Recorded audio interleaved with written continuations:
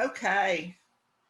Well, glad you all could make it today. And we are, we stopped last week on page 79, and that's still talking about Matthew 13, 10 through 17, and 34 and 35. And so I was going to see if maybe we should read that. Oh, what did I do wrong here? I've got it. Okay. I got it. So Sarah, maybe you could read that first, that passage again, 13, 10 through 17. And I think he also does 34 and 35. Okay, I got it. The disciples came and said to him, "Why do you speak to them in parables?" "To you," he answered them, "it has been given to know the secrets of the kingdom, which only a disciple can understand.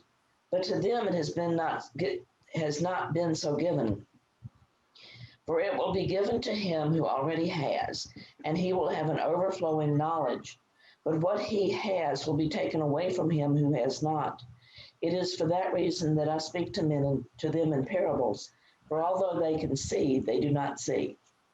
And although they can hear, they do not hear or understand.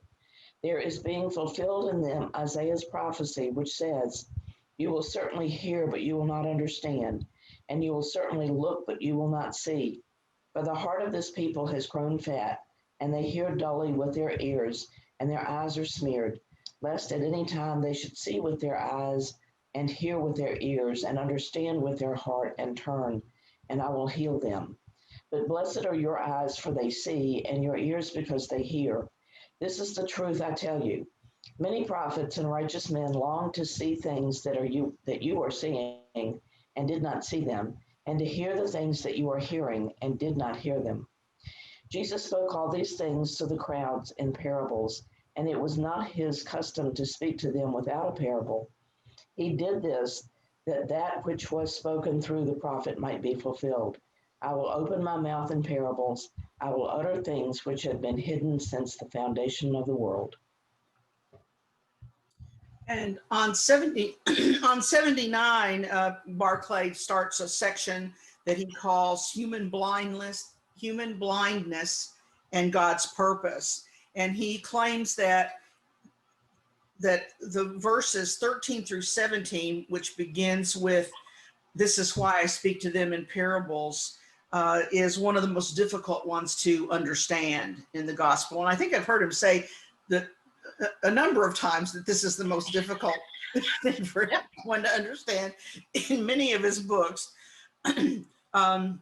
But he kind of goes back and he says that, and kind of compares what is being said here in Matthew to what was said in Mark, which is one of the earliest gospels. And then also because he mentions Isaiah here, and a quote from Isaiah, and then also Psalm 79. And he is saying that the earliest gospel in Mark, this passage is a little bit different than it is here in Matthew. Then in Mark, then it's in Mark 4, 11, 12, he says, "He told them, the secret of the kingdom of God has been given to you, but to those on the outside, everything is said in parables, so that they may ever seeing, but never perceiving, ever hearing, but never understanding. Otherwise, they might turn and be forgiven." And Barclay has said that, did Jesus really mean to speak in parables so that no one would understand and be prevented from turning to God and being forgiven? And so they're saying that that statement from Mark was one of the earliest ones, and that it says Matthew makes a little bit of a change there, that in Matthew 13, "This is why I speak to them in parables. Though seeing, they do not see. Though hearing, they do not hear or understand." And so in Matthew, he says he softened that this message gets softened a little bit. um, at a later time, that Matthew says Jesus spoke to them in parables because they were too blind or deaf to glimpse the truth in any other way, is what Barclay says. I don't know that I see that he calls it a significant change. I don't know that I see the that it's really significant, you know, way to look at it. But he also kind of compares Isaiah 9 through 10 and says that in Isaiah, it's a very kind of a strict sound, like it's God's deliberately blinding and deafening the ears and hardening the hearts so people don't understand. But then he says in the Septuagint that it softens it up a little bit more too. So even from the Jewish side, that in Isaiah 6, 9 through 10, it says, "Go and say to this people, hear and hear, but do not understand. See and see, but do not perceive. Make the heart of this people fat." And we hear that from today's reading. "And their ears heavy. Shut their eyes, lest they see with their eyes and hear with their ears and understand with their hearts and turn and be healed." So again, that sounds very deliberately God is blinding and deafening people's hearts. But in the Septuagint, it says, "Go say to this people, ye shall hear indeed, but ye shall not understand, and seeing ye shall not see and not perceive. For the heart of this people has become gross, and with their ears they hear heavily, and their eyes they have closed, lest at any time they should see with their eyes and hear with their ears and understand with their heart and should be converted, and I should heal them." So what Barclay says is that statement in the Septuagint removes the responsibility from God and lays it on the people. When you all were reading that, did you get that from those messages? Could you see the difference there? I just wanted to share my my Bible's interpretation because I think it does a really nice job with this. I'm reading from the New Living Translation, and it says, "To those who are open to my teaching, more understanding will be given, and they will have an abundance of knowledge. But to those who are not listening, even what they have will be taken away from them." Mm-hmm.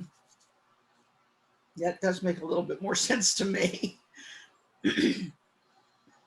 Well, the whole thing is confusing to me because to me, the parables make Jesus's message more understandable. Yeah. And more accessible. Mm-hmm. It reminds me of a lot of things I hear from comedians, that a comedian will pick a particular really hot subject, but making it funny, or making it relatable to everyone kind of softens up, softens the blow a little bit. It's got some irony in it, in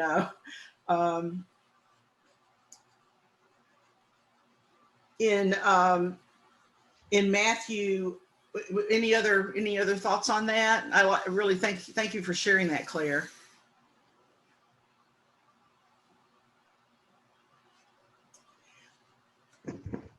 In the next area, when he in 13:34 through 35, when Jesus quotes the psalmist, "I will open my mouth in parables, I will utter things since the creation of the world." What Barclay tells us that we need to try to do is think about the words of Isaiah that Jesus is quoting here, and that Jesus uses, and we have to kind of read them thinking about putting ourselves in the position of Isaiah and Jesus. And it says that this tells us three different things. It tells us when we're reading this that of a prophet's bewilderment, that when you're a prophet and you're bringing the message to people, you feel that it's kind of crystal clear, but you're bewildered that people just don't understand what you're telling them. Mhm. You know, I've been in a position before where just about 3 or 4 months before, I was laid off at a position and everything was happening. So I knew kind of what was going to happen, or I felt what was going to happen. But I was saying, what's going on here? You know, like I didn't really understand it, or I wasn't really hearing what was going to happen. You know, so I can kind of understand that a little bit here. You're kind of in denial. All of the things are pointing in a direction, but you're kind of denying it or not moving along with it. And just like teachers, I think must experience this all the time. And Sarah's shaking her head, you know, that every day you're amazed. You're so excited about this subject or excited about what the opportunities are for these kids. And the kids are just like, oh, what else? What, you know, Yeah. what else, you know? They Kind of, couldn't, and so- especially if you're teaching a subject that many people find boring. Yeah, like you find it, and it's your life's work. yeah. Or not really, it's your career. Yeah, what always surprised me, and I actually had another teacher say this to me. She said, I can understand why people find it boring, especially at the beginning level. But she said, I don't understand why they find it so hard. And a lot of I think probably 75% of my students found it extremely difficult. And I never could figure that out either. I mean, but I got real good at breaking it down into itty bitty, teeny weeny, little bitty pieces Mhm. in an effort to get past that difficulty. But they weren't interested, so they didn't pay attention. They didn't care. Well, Yeah. I remember some- go ahead. I was, you know, some of the kids I worked with this year, a couple of them I knew last year too, in terms of trying to get them to go to school. And this, I think may have told some of you guys this, but anyhow, so there's this one kid, big 6'3" football player, just kind of a goofball a lot of time. And I think he apparently was using some marijuana on the sides. And so he just kind of loped along, and every once in a while he kind of pulled his stuff together. And he was supposed to graduate this year, and a lot of us were like calling him and calling his mother and trying to get him to go. And I saw him at graduation and he was in his cap and gown, and I was like, whoa, okay. So that was a gift. And he finally got it, because I went up to him. I said, I am so glad to see you here. And he goes under his breath, yeah, it's by the grace of God. So he got it. So Jesus and Isaiah might have been, and the disciples, because I think Jesus is speaking to his disciples here, who are out there taking the message and bewildered that when people don't get it, although we find that they don't get it as much as anyone, you know, often. And then he says, Barclay also says that it tells us of the despair that the people bringing the message must have. That Isaiah felt like possibly he was doing more harm than good. Like he says, speaking to a brick wall. We've heard that a lot. And in the end, feeling that maybe people are growing further from God by what you're telling them than closer, you know, to God by what you're telling them. But ultimately, he said it's an encouraging message that Jesus is bringing us here, because it tells of the prophet's ultimate faith that, and Barclay says it was God's will when people did not listen, the same as when they did listen. Now, I have a little bit of trouble with these things. It was God's will when people didn't listen as well as they did listen. It was God's will when people refused to understand the truth, as well as when they choose to understand it or not to understand it. that everything had its place in God's purpose. Successes, our failure, good and evil. It's all God's design. The ultimate purpose of everything was good, and the apparent evil is gathered up for the larger good, for all is within the plan of God. So good or bad, you know, understand or don't understand, that's all God's plan. Then does God's plan make any sense at all? That sounds like predestination to me. You know? Yeah, the whole God's plan versus free will. I don't know. Either way, I've Yeah. come to the conclusion that I'm still called to love and to serve, Right, whether it's God's plan or free will. right. I'm still called to do that. And he said, and he kind of quotes Jesus or paraphrases. Here's what I think Jesus is saying. I know that this looks disappointing. I know how you are feeling when in their minds and hearts people refuse to receive the truth, and when their eyes refuse to recognize it. But in this too, there is purpose, and someday you will see it. Well, it's the one starfish back in the ocean. Mm-hmm. You know, you just have to look at it from the one starfish's perspective. That, you know, the glass is half full. It's not half empty. Right. Right. And sometimes we see the harvest. Sometimes we see the good things and the result of the good things that have happened in our lives. And sometimes we see nothing but our failures. But, you know, it's all in the plan. And I think the times that I've gotten jobs, and times I've been laid off, and times all kinds of things, I can see in the future, I can see better, the plan. And I think we've all experienced that kind of thing. Any other thoughts about this most difficult passage in the gospel?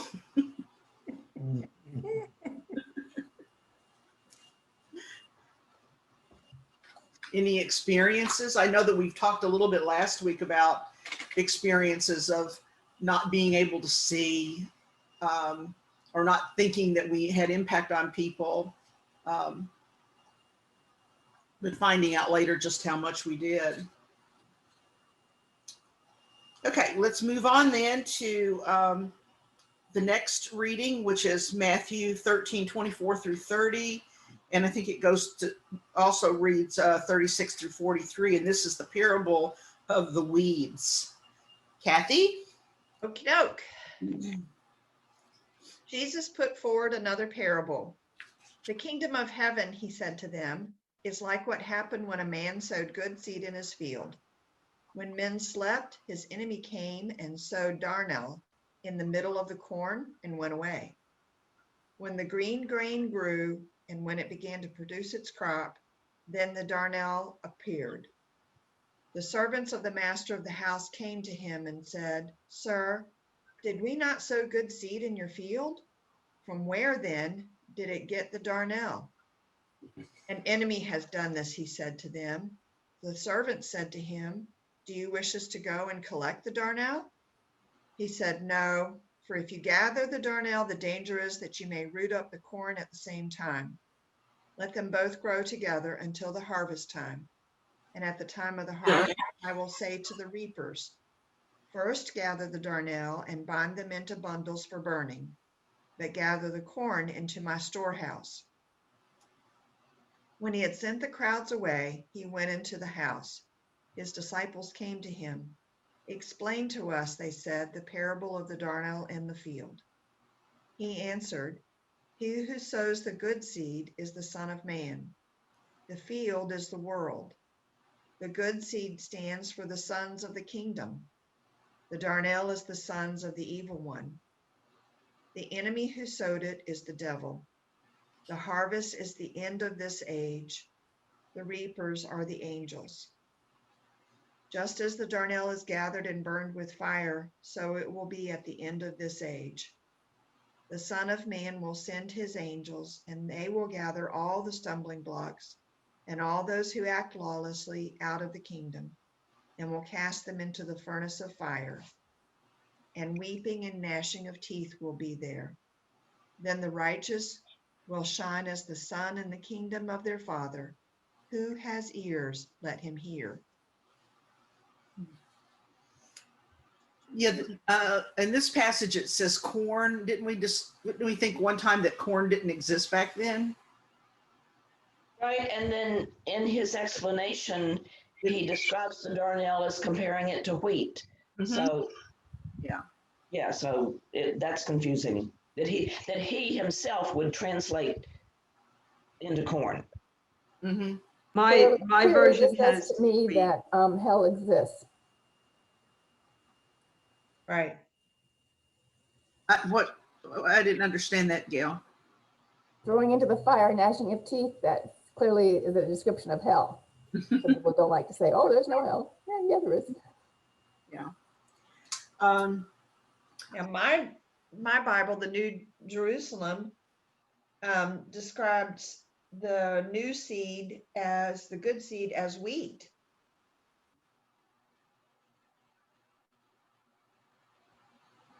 So Yeah, Yes. so does mine. Yeah. Barclay talks about, this is another story that the people in Jesus's time would be very familiar with.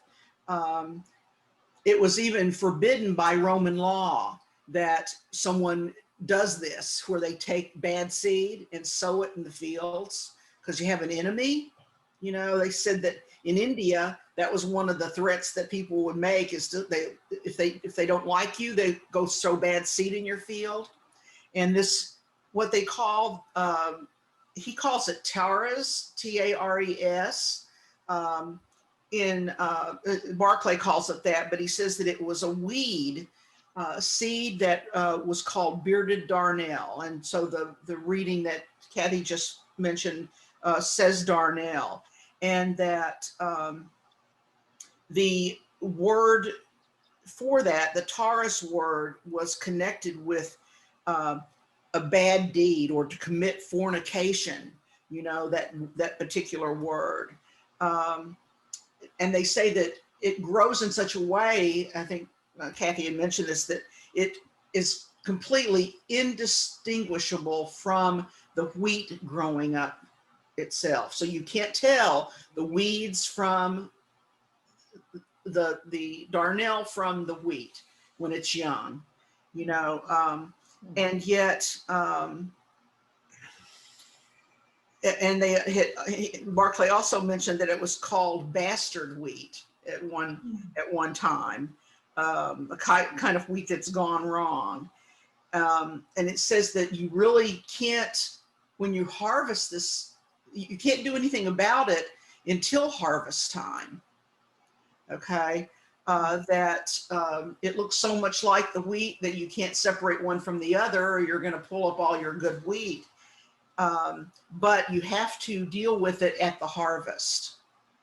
Okay, so you have to harvest everything, but then when you're in the thrashing process, when you're separating the grain, that's when you can tell that the grayer grains are the bad fruit, versus what the wheat is, I guess, a more yellow or lighter color instead of gray, and that it's actually poisonous. That the seeds are poisonous. They have a bitter taste and unpleasant. And so they're having to separate it by hand when threshing takes place. So what does all of this mean? Susan, when Jesus was explaining the parable, exactly what terms did he use to describe the sower of the bad seed? I think I did it. I took my quotes from NIV, and in here it's the weeds are the people of the evil one. And the enemy, What was it in Barclays? the enemy and the evil one. Mhm, Yeah, the enemy is the sower. mhm. So, The devil, the how enemy. many times in Jesus's career did he actually refer to a devil or a Satan or an evil one? I love the way she asks this question as if she thinks somebody's going to have an answer. Well, y'all always do. I don't know. You can look that up and let me know next week. Okay. It's not, I don't think it's very frequent, is it? I think so either. I'm looking to see if there are any parallels. Uh-huh. Yeah, and Gail brought up the reference to something that clearly describes Western civilization's image of hell. And I mean, that's this it's passage teaching- says that. Hmm? This passage says that the Son of Man will send his angels and they will gather out his kingdom, all causes of falling and all who do evil, and throw them into the blazing furnace where there will be weeping and grinding of teeth. Then the upright will shine like the sun in the kingdom of their Father. Mhm. But there's no direct parallel for this passage anywhere else. Mhm. This is the only place. One thing that Barclay is telling us, translating or his commentary says that this is a really practical lesson, the most practical lesson Jesus ever told in a parable. He says that it teaches us that there is always a hostile power in the world. There's always seeking and waiting to destroy the good seed, both good and bad influences in our life every day, that we have to be on our guard. And it teaches us how hard it is to distinguish good from bad sometime. And sometimes something might seem good, but it's bad. And sometimes something might seem bad, but it's good. And that we basically, you need, or anyone needs to know all of the facts about something before you can know whether it's good or bad. And he says it teaches us not to be so quick with our judgments. And basically, in the end, that we can't judge at all. And I think we hear that teaching a lot from Jesus is judge not, lest ye be judged. It says if the reapers had tried to tear out the bad, they would have torn out the good too. And that judgment had to wait until the harvest comes. So we'll be judged not by maybe a single act that we do on a daily basis, but you'll be judged by our whole lives and what comes out. That we might be a very righteous person and then screw it up in the end, or we might be a really bad person and be redeemed in the end. It teaches us that judgment doesn't come until the end. You know, I didn't like that part. When I read it, I thought, I don't care. I have no trouble with the idea that a bad person can redeem it at the end. But the idea that a life of good can be completely undone by one big screw up, that bothered me. Considering how stupid I can occasionally be. Mm-hmm. Yeah. You know, I understand, don't judge others, because that's up to God to sort out in the end. But we do have to make determinations as we go through life, whether something from our perspective is good or bad, because otherwise, how do you know? I mean, when you live your life, you've got to distinguish good and bad, and it's difficult at times. Barclay is absolutely right, but it's something that you have to do. Yeah, I think it's kind of like, don't look at the splinter in your friend's eye when you got the log in yours, you know, that we are apt to prejudge people by something that we don't know. We don't know what they're going through or what the reason that they did something was. And so our job is to love our neighbors as ourselves and love our enemies in the same, and try to do good and try to follow what Jesus says. Barclay adds that it teaches us that the only person that's got the right to judge us in the end is God, because only God knows our hearts and knows all of our lives and all of the things that we've done. And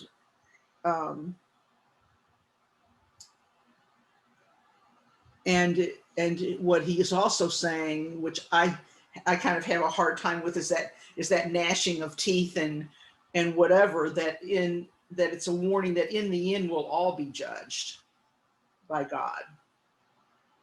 And what has your I mean, what do you see as afterlife? Do you see hell and gnashing of teeth? Do you think anyone's going to hell? Do you think most people are going to hell? Do you believe in hell at all?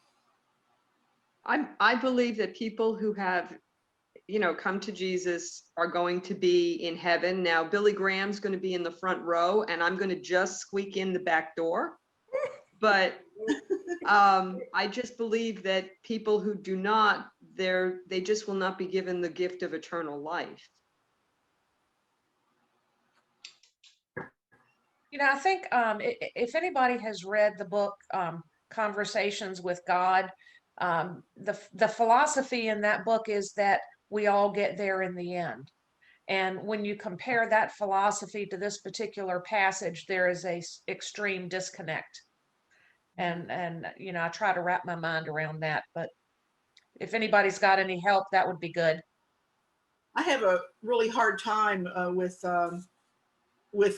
this, because like you said, I've read Conversations with God, book 1, 2, 3, 1 through 15, whatever. And what led me to that book was one day it was a Sunday and we were getting ready to go to church, and I told Bud, I just want to find the truth.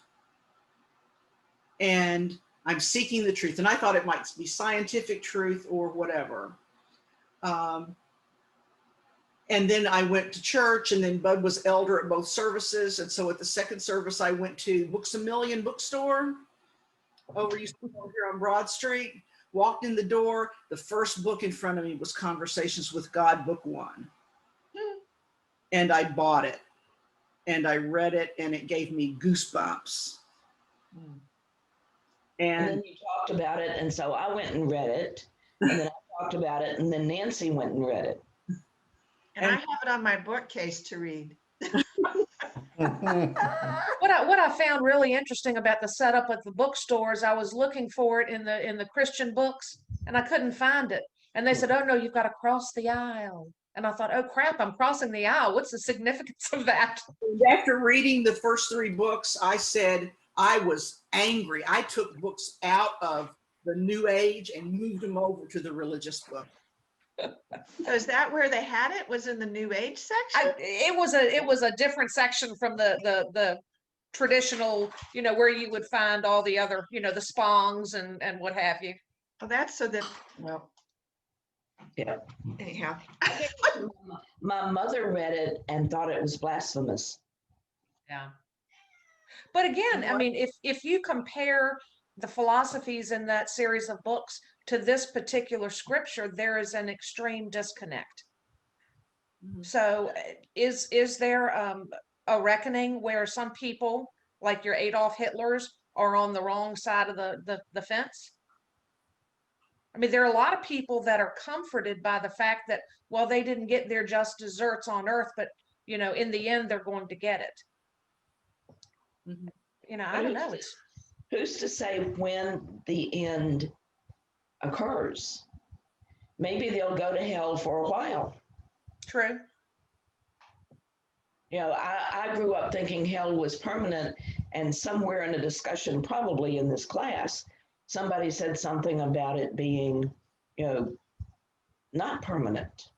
And that was an aha moment for me. It was like, oh, I like that thought, that the people who deserve to go to hell can go to hell. It doesn't mean they have to stay there for eternity, whatever that word may mean. Mhm. And I think that's what I heard in conversations with God. Yeah. But anyway, it's maybe one day we will know and maybe we won't. Okay, So Stuart had what something. if we can't know? Right, maybe it's not our place to know. Stuart had a comment, I could see it. Well, I mean, who in hell is going to be teaching the work of God? Maybe God leads hell. Sometimes sometimes we're in hell right here on earth, and you come to a realization that that God loves you and that you can't be separated from God. You're a child, everyone is a child of God. And if everything is one, how can there be a separation into two? You know, we're all, if we're all one in the end, ashes to ashes and dust to dust. And On the other hand, there's some extremely evil people on this planet, and they don't see themselves as children of God. They may see themselves as children of Satan. And there just been some awful things done to innocent people. And I don't know. It's kind of hard to say, well, you know, you die and everybody gets through the pearly gates. There's got to be some kind of reconciliation or justice. I mean, we have free will, and with free will comes responsibility. Mhm. And I guess I see things in the extreme because in law enforcement we see some extreme things. Yeah. So I'm not talking about, well, you know, I didn't give enough at church, or I should have volunteered for this committee and I didn't, I was lazy. I'm looking at stuff like, you know, I'm a serial pedophile, or, you know, I murdered 4 family members because I didn't like them. You know, we see evil in different magnitudes than what really exists when you look at the planet. I think people in law enforcement, my brother is a physician, and he's retired, but he's been in his retirement, he's been working with people who are addicted on prescription drugs like Oxycontin and things like that. And last time I was home, he told Bud and I, he says, we cannot be thankful enough to have had the parents that we did and to have the background that we did, because he just hears the stories of what some of these people have gone through in their lives. And there's no wonder that things happened, you know, in their lives that turned them. But I don't think we're going to solve heaven and hell today. So let's go on to the next parable. And this is a familiar one with mustard seed. And I guess it's short, so unless Kathy, unless you want to read it, or Sarah, you want to read it. I'll read it. Okay. Jesus put forward another parable to them. The kingdom of heaven is like a grain of mustard seed, which a man took and sowed in his field. It is the smallest of all seeds, and when it has grown, it is the greatest of herbs, and it becomes a tree, so that the birds of the air come and lodge in its branches. Yeah. So on a positive note, the kingdom of heaven is starting out small, he's telling his disciples. It's just the tiniest bit of a mustard seed. And I'm used to mustard seeds not being trees around here.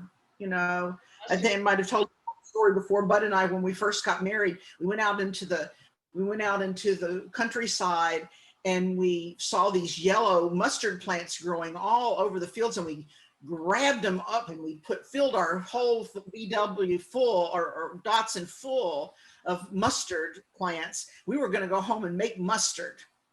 And then we discovered it's the seeds you make them from. Or flowers, and we just couldn't understand it.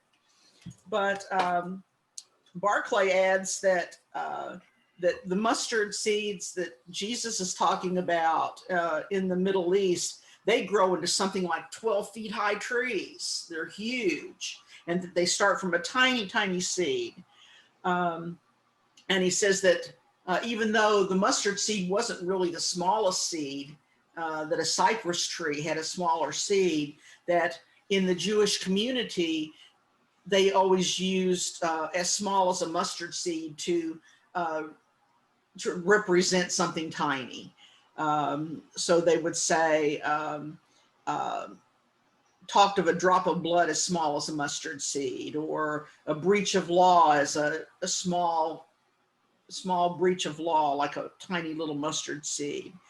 And he also, Barclay also added that the birds just love the mustard seeds. And so that often when you have these trees or these big trees, you have all of these flocks of birds in them, and kind of comparing it to that the kingdom is like a small mustard seed to his disciples, that it's going to grow and grow into a big tree, that it starts small, but in the end, it's going to be larger. And he added, kind of helped me understand it a little bit more. He said that in Ezekiel, there's information about the common image in the Old Testament of great empires are represented by big trees with its nations finding nourishment and shelter in the branches of a tree. So having the birds and having all of the kingdom finding,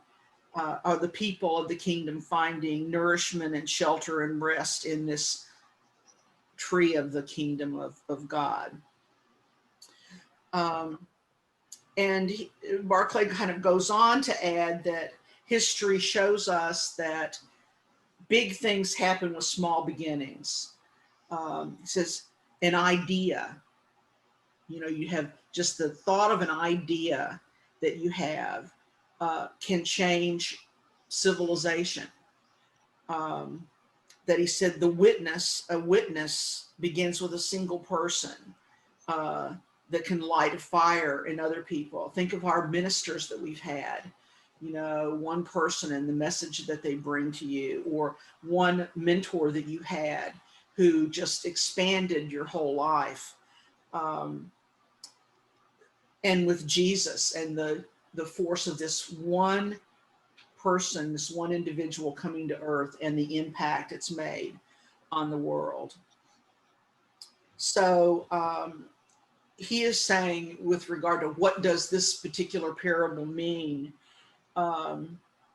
he's saying to his disciples that don't be discouraged, that we have to serve, just like I don't know if it was Claire earlier or who said it, but maybe it was you, Nancy, that we have to serve and witness in our own situations. That the starfish story, again, what we do, that each one of us is a small beginning to the growth of the kingdom, and that the kingdom will grow and slowly over time. And if we can take a look at 2,000 years ago and what advances might be seen in the kingdom, from 2,000 years ago to today. Have some things gotten better? Have some things gotten worse? But the kingdom will continue to grow through the people who are a part of the kingdom, through the churches, through individuals. Did you all get something? What did you all get out of this particular reading, parable?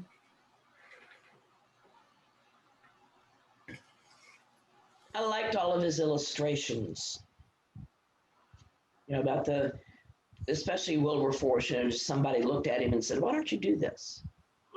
And that was the beginning of the end of the slave trade. which of course took many, many, many years, but it had to start somewhere. Yeah. Just shows the people in history that have, what was the one where the person, there was a story about a person who basically died, and by his death, I forget which story that was in the book. He jumped into the, jumped between the gladiators to stop. Yeah. Oh, yeah. And as a result of that, you know, the slaughtering in the Colosseum was, yeah. Okay, let's get to this next parable, the parables of the yeast. Okay, And you want to read that, Kathy? yeah, I'll read it. He spoke another parable to them. The kingdom of heaven is like leaven, which a woman took and hid in 3 measures of meal until the whole was leavened. Is that it? Yep, that's it. That's it. Interpret that. I think, you know, when we've had this story in Worship and Wonder, Barbara, the kids have no clue what leaven is. Well, leaven was for the Jewish people. Just think, you know, leaven, when at Passover, they've got to get all the leaven out of the house, you know, so for Jesus to use the leaven in this story was, Barclay was saying it's probably going to shock people. Yeah, but the rest of the year they use it. So I was surprised when Barclay said that it was compared to evil. And I'm thinking, how can you, the stuff that makes bread, how can you call that compared to evil? Yeah. yeah, Well, I think it has to do with, again, the similar idea that we take something very small because you use a small amount of yeast compared to the ratio of flour, and it causes such a dynamic change that in the end you have all of this huge, you know, risen dough. Mine has, the kingdom of heaven is like yeast used by a woman making bread. Even though she used a large amount of flour, the yeast permeated every part of the dough.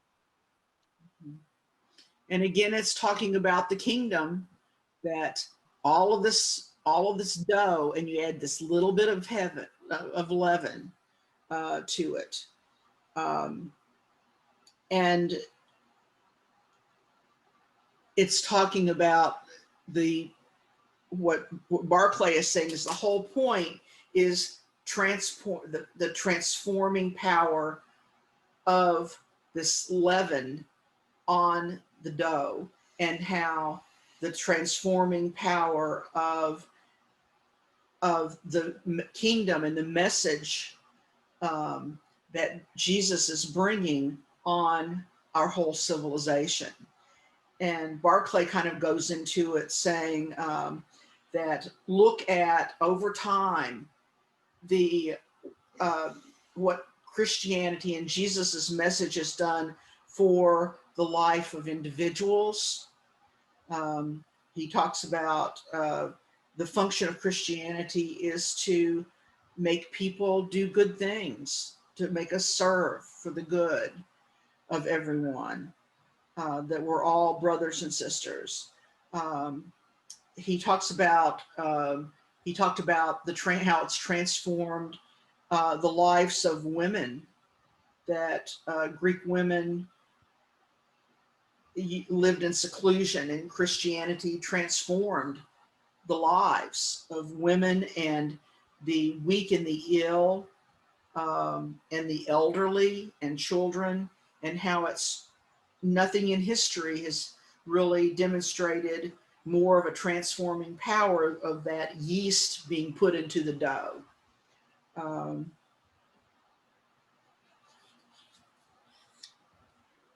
how do you feel has Christianity, when I think of Christianity and some of the study that we've had of Christianity, sometimes I wonder what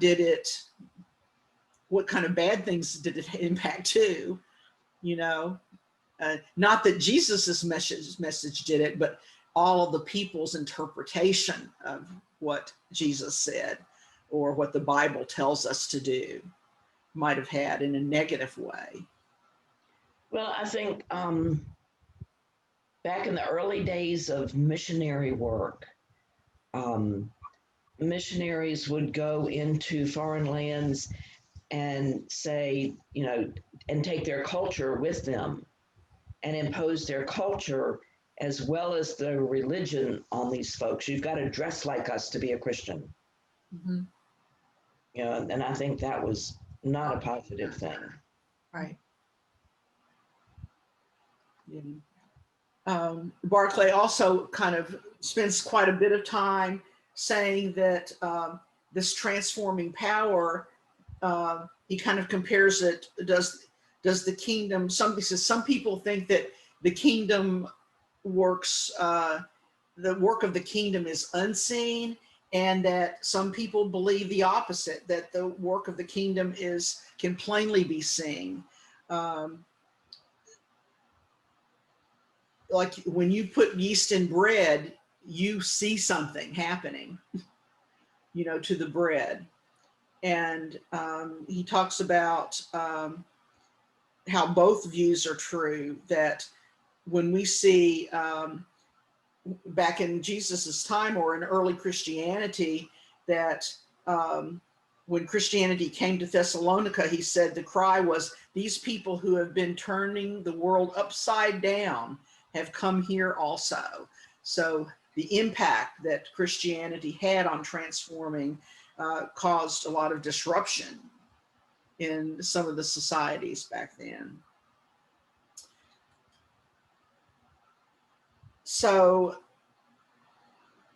what Barclay ends with is that regarding what does this parable mean, is the kingdom and the power of Christ and the Spirit of God is like a great river, which for much of its course glides on beneath the ground unseen, but which again and again comes to the surface in all of its greatness plain to see. And I liked that kind of parable or idea of seeing what's working, how the kingdom of God is working, and sometimes not being able to see what's going on in our life and in society today. So it is 9:53. We need to get to church.